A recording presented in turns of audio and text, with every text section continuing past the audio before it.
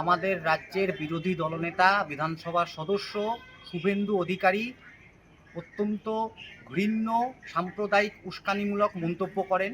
দেখুন, ভোট আসছে। সিপিআইএম এর রাজ্য সম্পাদক মোহাম্মদ সেলিম ইতিমধ্যেই বলেছে যে প্রত্যেক বৈধ ভোটারের নাম যতক্ষণ না তালিকায় থাকছে ততক্ষণ নির্বাচন হতে দেবেন না। তারা ধর্ণা দিচ্ছেন। আজকে সেই কর্মসূচি হচ্ছে। সেই কর্মসূচির খবর আজকে রাত্রিবেলা আপনারা পাবেন, আমার চ্যানেলেও পাবেন। প্রশ্ন হচ্ছে, ভোট আসছে, উত্তাপ বাড়ছে, গরম বাড়ছে, বসন্ত উৎসব শেষ, গরম বাড়ছে।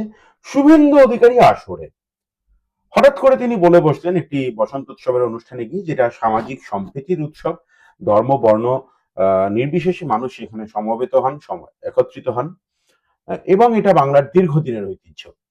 এটা শুধুমাত্র ধর্মীয় উৎসব নয়, এটা একই সঙ্গে সামাজিক উৎসব ভীষণভাবেই। দুর্গাপূজা, ঈদের মতোই, ক্রিসমাসের মতোই। যে হিন্দুস্তানে কোনো ধর্মনিরপেক্ষতা, কোনো নাস্তিকতা চলবে না, হিন্দুস্তানে সবাই হিন্দু। হঠাৎ করে এই কথা কোন শুভেন্দু অধিকারী বললেন, মনে করিয়ে দেওয়া দরকার।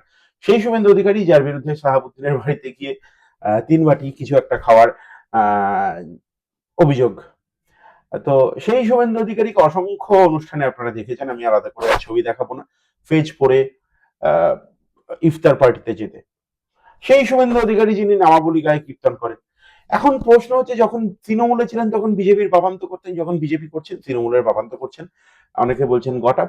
প্রশ্নটা হচ্ছে যেটা, যে আমার অন্য জায়গায় কৌতূহল, যে আমরা যারা শিক্ষিত মধ্যবিত্ত বাঙালি, আমরা যারা সচেতন বাঙালি, আমরা যারা সচেতন রাজনীতি সচেতন নাগরিক বলে নিজেদেরকে দাবি করি, আমাদেরকে এইভাবে বারবার করে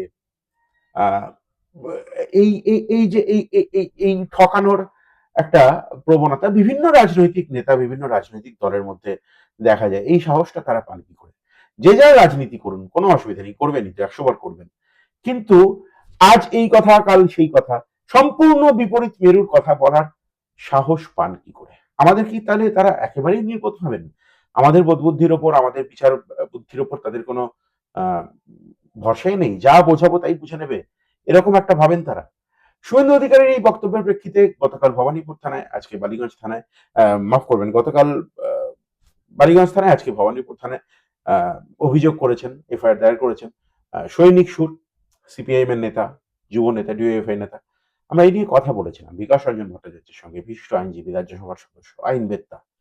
যে শুভেন্দু অধিকারীর এই বক্তব্য কতটা সমীচীন, সংবিধান বিরোধী মন্তব্য, সংবিধানের যে এসেন্স তার বিরোধী মন্তব্য, কি পদক্ষেপ নেয় পুলিশ, দেখার জন্য আমরা তাকিয়ে আছি। সৈনিক সুরের যে বক্তব্য, তিনি থানা থেকে বেরিয়ে যে অভিযোগ করেছেন, দেখাবো। বিকাশ রঞ্জন ভট্টাচার্যের বক্তব্য শোনাবো। সবটা শুনুন, এবং এরকম আরো আপডেট কন্টেন্টস আমার আপনার খবর পাওয়ার জন্য যারা প্রথমবার এই চ্যানেলে আসছেন, দয়া করে চ্যানেলটি সাবস্ক্রাইব করবেন, সঙ্গে থাকবেন।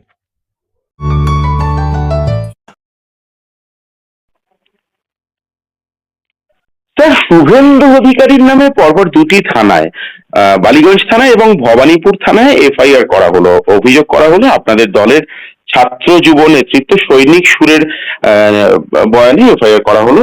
শুভেন্দু অধিকারী 3রা মার্চ বালিগঞ্জ ভবানীপুর অঞ্চলে শরৎ বোস রোডে একটি দোল উৎসবের অনুষ্ঠানে এসে বলেছিলেন, এখানে নাস্তিকতা, ধর্ম নিরপেক্ষতা চলবে না, হিন্দুস্তানে হিন্দুদের রাজত্ব চলবে।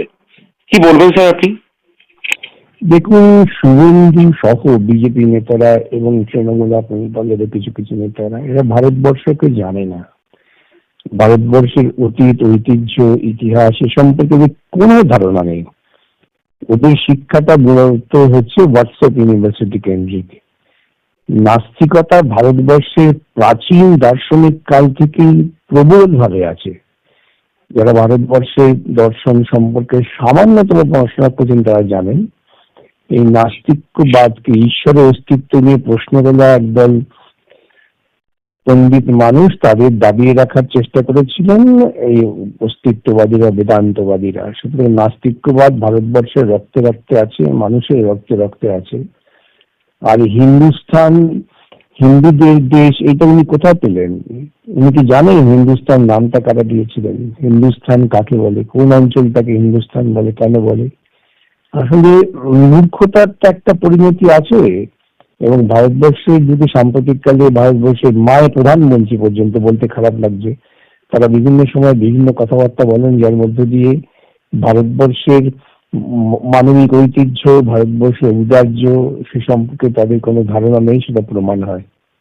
ওরা হিন্দু গুরু বলে যাদের মানেন, ওরাই যাদের মানেন তাদের কথাই বলছি, তারা কোথাও এই ধরনের অযৌক্তিক কথা, অবৈজ্ঞানিক কথা, অনৈতিহাসিক কথা বলেননি। তো সেটা বোঝার ক্ষমতা শুভেন্দু বাবুদের নেই। আমি খুব খুশি যে শুভেন্দু বাবুরা যদি অন্তত ভারতবর্ষের সংবিধানের পাতাটা উল্টে দেখতেন, তাহলে হয়তো এই ধরনের কথা বলতেন না।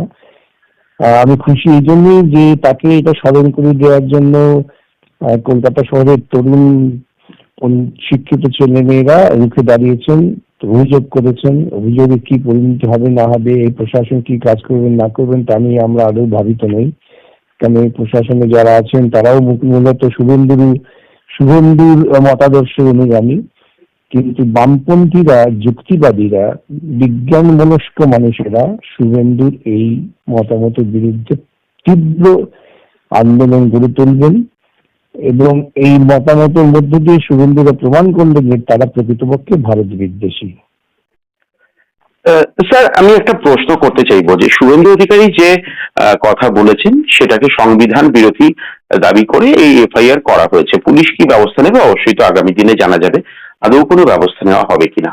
কিন্তু প্রশ্ন হচ্ছে, পুলিশ যদি কোনো ব্যবস্থা না নেন তাহলে এই ধরনের সংবিধান বিরোধী মন্তব্য করার যে হিড়িক, সেই পালে তো তাহলে হাওয়া দেওয়া হবে।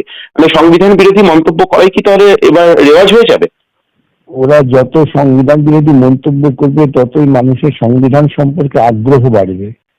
মানুষ আরো নিবিড় হয়ে জানার চেষ্টা করবেন ভারতবর্ষের সংবিধানটা কি, সংবিধানে কি বলা আছে, তার মূল মর্মবস্তু কি। এটা ওরা বুঝতে পারছেন না।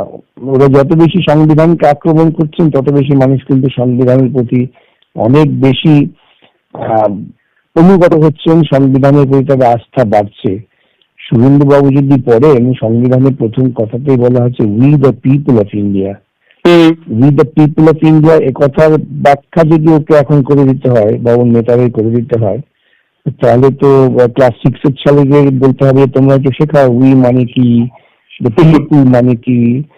এবং আমার মনে হয় আগামী দিনে ক্লাস 6 এর ছেলেদের ওদের বিজেপি নেতাদের শেখাবেন যে we the people of India বলতে কি বোঝায়।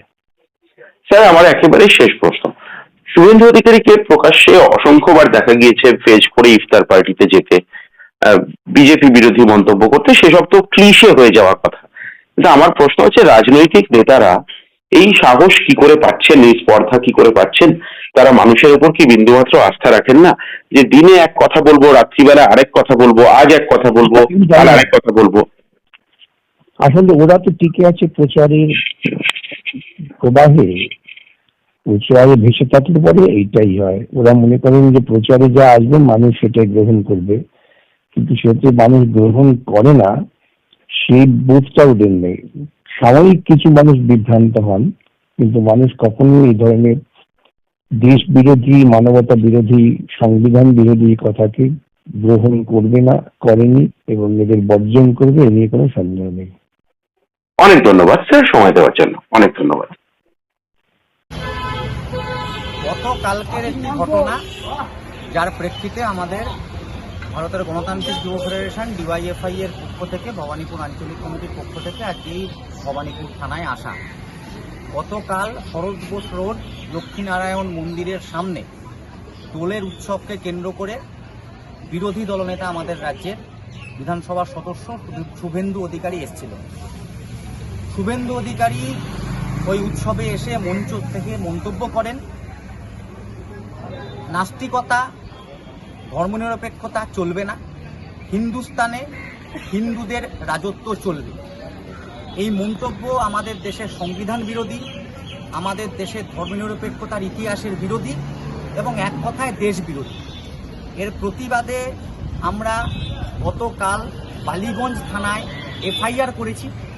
আজকে ডিওয়াইএফআই ভবানীপুর আঞ্চলিক কমিটির পক্ষ থেকে ভবানীপুর থানাতে এফআইআর করা হলো। অন্যান্য থানাতেও, কলকাতার বিভিন্ন থানায়, বিভিন্ন জায়গায় এর বিরুদ্ধে এফআইআর, আইনি ব্যবস্থা নেওয়ার জন্য রাজ্য প্রশাসনকে দাবি জানানো হবে। এবং আমরা বারবার করে কথা বলছি যে নির্দিষ্টভাবে ভারতীয় জনতা পার্টির বিভিন্ন নেতারা, বিশেষ করে বিরোধী দলনেতার মতো একটা জনপ্রতিনিধির পদ অলঙ্কৃত করার পরেও শুভেন্দু অধিকারী বারবার এই ধরনের মন্তব্য করছেন, যা আমাদের রাজ্যের, আমাদের দেশের সাম্প্রদায়িক সম্প্রীতি, ইতিহাস, ধর্মনিরপেক্ষতার চরিত্র তাকে বারবার লঙ্ঘন করছে, সংবিধানকে ভাঙার চেষ্টা করছে। আমাদের দেশ মানে সকল ধর্মের মানুষের ধর্ম পালনের অধিকার। আমাদের দেশের সংবিধান আমাদেরকে সেই অধিকার দিয়েছে। কেউ নাস্তিকতার চর্চা করতে পারেন, কেউ হিন্দু ধর্ম পালন করতে পারেন, কেউ মুসলিম ধর্ম পালন করতে পারেন, কেউ অন্যান্য ধর্মাবলম্বী মানুষ থাকতে পারেন, কিন্তু নির্দিষ্টভাবে অন্য ধর্মের মানুষদের তাদের ভাবাবেগে আঘাত করা এবং আমাদের দেশের এতদিনকার বৈচিত্র্যের মধ্যে ঐক্যের সংস্কৃতি তাকে আঘাত করা ভারতীয় জনতা পার্টির পক্ষ থেকে এবং শুভেন্দু অধিকারীর পক্ষ থেকে বারংবার করছে। কালকে যে ঘটনা শুভেন্দু অধিকারী ঘটিয়েছেন এবং যে মন্তব্য করেছেন তার বিরুদ্ধে নির্দিষ্টভাবে রাজ্য প্রশাসনকে ব্যবস্থা নিতে হবে। 24 ঘন্টা কেটে গেছে, এখনও রাজ্য প্রশাসনের পক্ষ থেকে কোনো ব্যবস্থা নেওয়া হয়নি। শুভেন্দু অধিকারীর অফিসিয়াল ফেসবুক পেজে এই ভিডিও, এই মন্তব্য এখনও জ্বলজ্বল করছে। কেন এখনও রাজ্য প্রশাসনের পক্ষ থেকে ব্যবস্থা নেওয়া হচ্ছে না?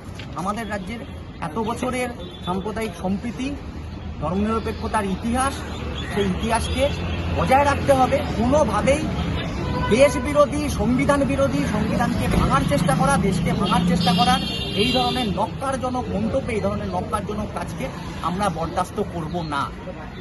আমরা সকলের কাছে আবেদন জানাচ্ছি, এই দেশের মাটিতে, রাজ্যের মাটিতে ধর্মনিরপেক্ষতার ঐতিহ্য, সাম্প্রদায়িক সম্প্রীতির ঐতিহ্যকে বজায় রাখুন। একসাথে আমরা লড়াই করি। নমস্কার।